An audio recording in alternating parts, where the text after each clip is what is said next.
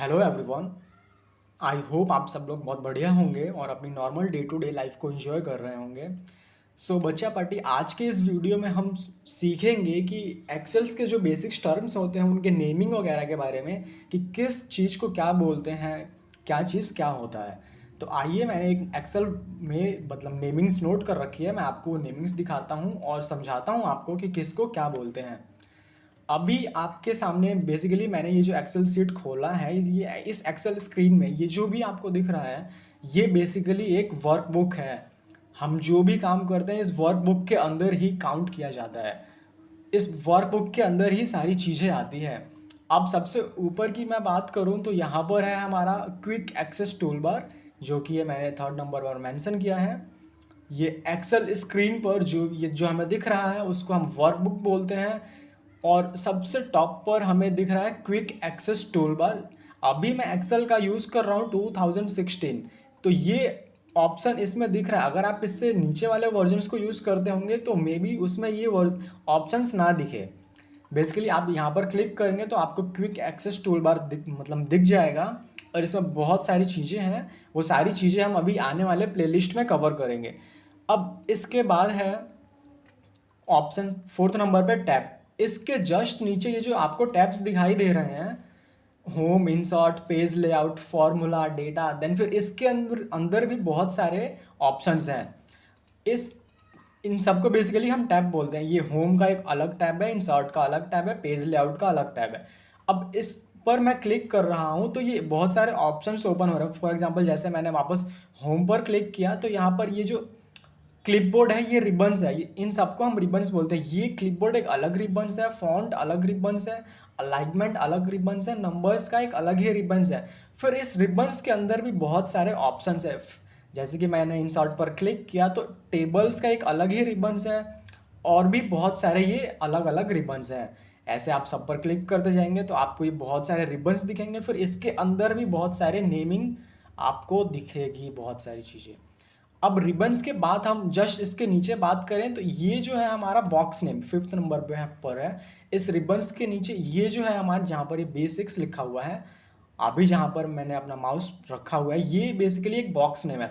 मैंने जिस बॉक्स पर भी मैंने क्लिक किया उस बॉक्स की नेमिंग यहाँ पर ये शो कर दे रहा है। जैसे कि अभी मैंने G6 पर क्लिक किया है तो इसने मुझे दिखा दिया कि मेरा माउस अभी G6 पर है।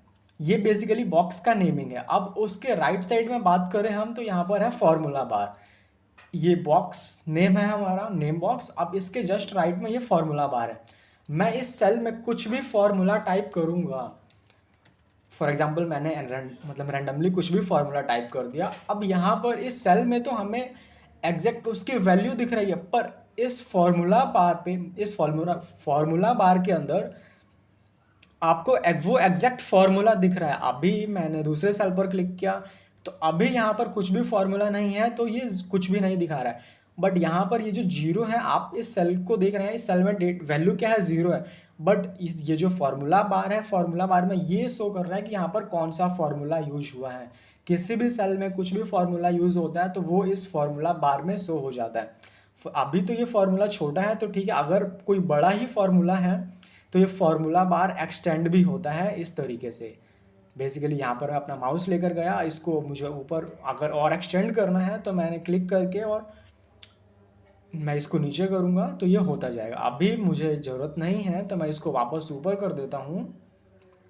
अभी ये फॉर्मूला बार था। अब इस फॉर्मूला बार के बाद जो सेवन्थ पॉइंट है वो हमारा रो कॉलम सेल्स।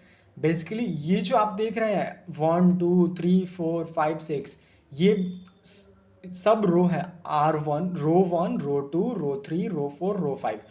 इस तरीके से ये सब रो है। और रो की बात करें हम तो रो होते हैं टोटल इतना 1048576 एक्सेल सीट में। अब कॉलम की बात करें तो ये जो आप अल्फ़ाबेटिकली देख रहे हैं, ये जो न्यूमेरिक में है इनको हम रो बोलते हैं, रो 1, रो 2, रो 3। अब जो अल्फ़ाबेटिकली आप देख रहे हैं A B C D, ये column A, column B, column C और कॉलम D है। अब मैं इस पूरे सिर्फ A पर क्लिक करूंगा तो ये पूरा कॉलम A सेलेक्ट हो जाएगा। B पर क्लिक करूंगा तो पूरा कॉलम B सेलेक्ट हो जाएगा। अभी ये जो हमारा रो और कॉलम है, इसके इंटरसेक्शन से बनता है हमारा सेल्स। जैसे फॉर एग्जांपल अगर मैं एच कॉलम पर और रो 5 पर क्लिक करूंगा तो इसका जो इंटरसेक्शन है इसको हम सेल्स बोलते हैं। आप कोई सा भी सेल्स उठाकर देख लीजिए एक्सेल सीट में, ये बेसिकली रो और कॉलम के इंटरसेक्शन से ही बने हुए हैं। तो सेल बेसिकली हम रो और कॉलम्स के इंटरसेक्शन को ही सेल बोलते हैं। अब जैसे कि मैं इसकी बात करूँ तो ये एक अलग सेल है, ये एक अलग सेल है, ये भी एक अलग सेल है। और इसी तरीके से हर सेल्स की एक अलग अलग नेमिंग होती है। नेमिंग देने का तरीका ये होता है कि पहले हम सेल का कॉलम नंबर देखते हैं, क्या है, ई कॉलम है। अब ये इस सेल की मैं बात कर रहा हूँ तो इसका रो क्या है, 6। तो अब E6 मैंने इस सेल पर क्लिक किया तो इसकी नेमिंग देखिए क्या है, E6। नेम बॉक्स में इसकी नेमिंग क्या दिखा रहा है, E6। फॉर एग्जांपल अब मैं इस पर क्लिक करूं तो इसका इंटरसेक्शन क्या है, ये वाला कॉलम और ये वाला रो। तो इसका नेमिंग क्या हो जाएगा, E11। ओके, अब देन इसके बाद हम बात करें सीट्स। ये जो हमारे वर्कबुक में बहुत सारी सीट्स हमें मिलते हैं, मतलब हम क्रिएट कर सकते हैं। अभी तो मेरे पास सीट 1, सीट 2, 3, 4, 5 इस तरीके से सीट्स हैं। अब मैं आपको एक नया सीट वर्कबुक ओपन करके दिखाता हूँ। एक्सेल में नया वर्कबुक ओपन करने का शॉर्ट की है Ctrl+N। मैंने Ctrl और N एक साथ प्रेस किया तो मेरे पास एक वर्क 2 करके ओपन नई सीट आ गई। अब भी यहाँ पर ये जो नीचे आप देख रहे हैं सीट 1, बेसिकली इसमें एक ही सीट है और ये जो मेरी पहली वाली सीट है इसमें बहुत सारी सीट्स है। अब मुझे इसमें बहुत सारी सीट्स है, किसी इधर वाली सीट पर मूव करना है तो मैं मूव करने का इजी तरीका ये है कि ये जो आप कर्सर देख रहे हैं यहाँ पर मैं राइट क्लिक करूँगा। अब इस वर्कबुक में जितनी भी सीट्स ओपन होंगी वो सब यहाँ पर दिख जाएगी। अभी इस वर्कबुक में टोटल 12 सीट्स है तो सब दिख गया। अभी इससे ज़्यादा होता तो मैं स्क्रॉल डाउन करके जिस भी सीट पर मुझे जाना होता मैं एंटर करके और ओके कर देता तो मैं उस सीट पर आ जाऊँगा। अब भी इस सीट्स के बाद आप देख रहे हैं यहाँ पर एक है जूम बार। मैं इस जूम बार को जैसे जैसे इंक्रीज करूँगा वैसे वैसे इस सेल का फॉर्मेट बढ़ता जाएगा, सिर्फ और सिर्फ सेल का, ना ही तो टैब और रिबन सेम साइज के ही रहेंगे।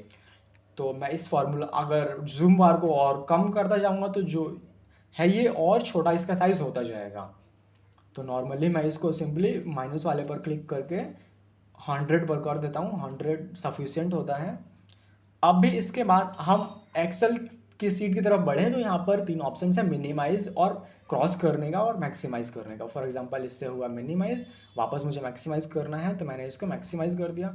इसको पूरा ही मिनिमाइज करना है मुझे तो मैं इस पर क्लिक करूँगा तो ये हो जाएगा मिनिमाइज। बट मैं अभी इसको ओपन करता हूँ और यहाँ पर है क्रॉस का ऑप्शन, मैं इस पर क्लिक करूँगा तो ये मुझसे पूछेगा क्रॉस हो जाएगा। बट मैं ओपन कर लेता हूँ उसको वापस से ताकि आपको, अभी उसमें 2-3 ऑप्शंस और थे मैं आपको और बता पाऊँ। वो वेट के ओपन हो रहा है।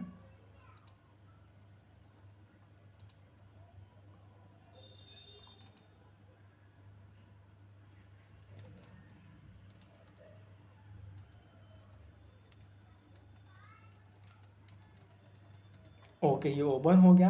अभी यहाँ पर इसके बाद हम बात करें, यहाँ पर जो भी नेमिंग दिख रही होती है ये बेसिकली इस वर्कबुक का नेम होता है। अभी मैंने इस वर्कबुक को बेसिक्स ऑफ एक्सेल के नेम से सेव किया है तो ये नेमिंग यहाँ पर शो हो रही है। अब इस एक्सेल सीट में हम कुछ भी, अभी सिंपल है 412 नंबर, सिंपल डेटा एंट्री, कुछ भी हम डेटा को एंटर कर सकते हैं। सिंपली सेल, किसी भी सेल पर क्लिक करके मुझे कुछ भी डेटा को सेव करना है या फिर टाइप करना है तो मैं सिंपली किसी भी सेल पर क्लिक करके उस डेटा को एंटर करके और सेव कर दूंगा। सेव करने का शॉर्टकट की है Ctrl+S। Ctrl+S मैं प्रेस करूंगा तो ये सेव होता जाएगा। अब इसके बाद एक ऑप्शन है सेलेक्टिंग रेंज। अभी बेसिकली रेंज होता क्या है मैं आपको बताता हूँ। ये सेल्स है जो छोटे छोटे बॉक्सेस आपको दिख रहे हैं, इसको हम सिर्फ सेल बोलते हैं। अब इस सेल्स को मिलाकर जो भी बनता है, एक से ज़्यादा सेल्स को हम रेंज बोलते हैं। तो अभी मैंने सिर्फ एक सेल पर क्लिक किया तो ये सिर्फ और सिर्फ सेल है। मैं एक से ज़्यादा सेल को अगर सेलेक्ट करता हूँ तो ये बन गया रेंज, क्योंकि इसमें बहुत सारे सेल्स इंक्लूड हो गए। अब इस रेंज की नेमिंग भी कैसे करते हैं हम, सबसे ऊपर वाला बॉक्स एंड देन फिर बॉटम से सबसे राइट बॉटम से सबसे नीचे वाला। अब इस रेंज की मुझे नेमिंग करनी है तो नेमिंग क्या हो जाएगा, G11 फिर J18, मैं इसकी नेमिंग यहाँ पर कर देता हूँ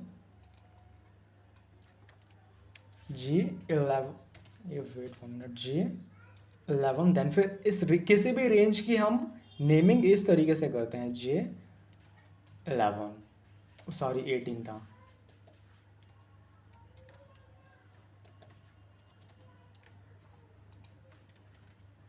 किसी भी रेंज की नेमिंग हम इस तरीके से देखते हैं। अब मैं ये देख के ही समझ गया कि ये एक रेंज की नेमिंग है जिसका रेंज है G11, मतलब यहाँ से लेकर और J18 तक, ये पूरा ये है, इस रेंज का नेमिंग है ये। अब इस एक्सेल वर्कबुक को सेव करने के बहुत सारे फॉर्मेट्स हैं, मैं आपको दिखाता हूँ।